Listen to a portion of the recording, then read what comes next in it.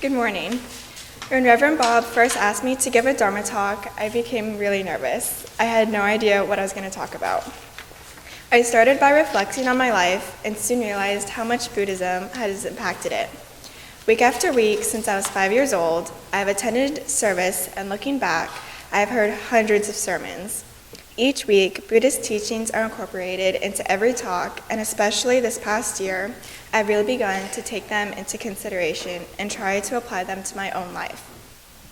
When trying to come up with an idea for my talk today, I decided on how much Buddhism has influenced me and how I see it in my everyday life. My grandma passed away when I was in 7th grade, and that was the first time I truly appreciated and understood all the Buddhist teachings that I was taught.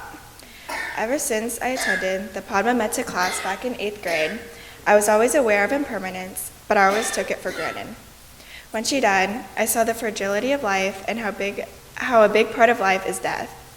The only constant in this life is change, and it is up to us to accept it or not. Throughout the rest of our lives, we will be forced to undergo even more change. However, if we ignore the reality of impermanence, we will not see that we do not have forever to be with those we love. Now currently, I'm a high school senior and graduation is right around the corner. Every day, my friends mention how close we are and count the days until all our high school days are behind us. We then all share eager faces, but on the inside, I begin to reflect on how little time we have left with each other.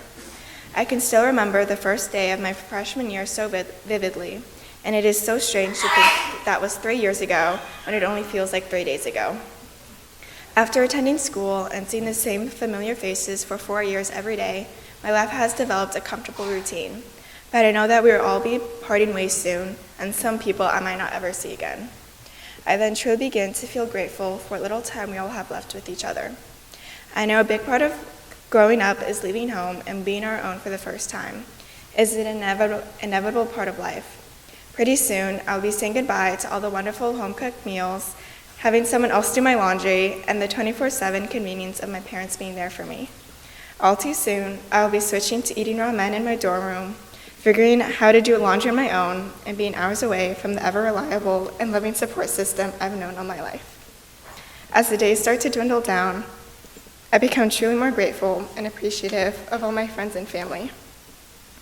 Buddhism has taught me to be mindful, to live in the moments we do have, and to live with our Dharma eyes open.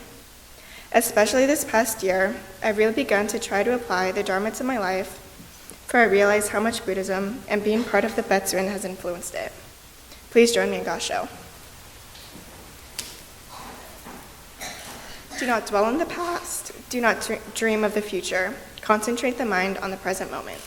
Namo Amida Butsu. Namo Amida Butsu. Namo Amida Butsu.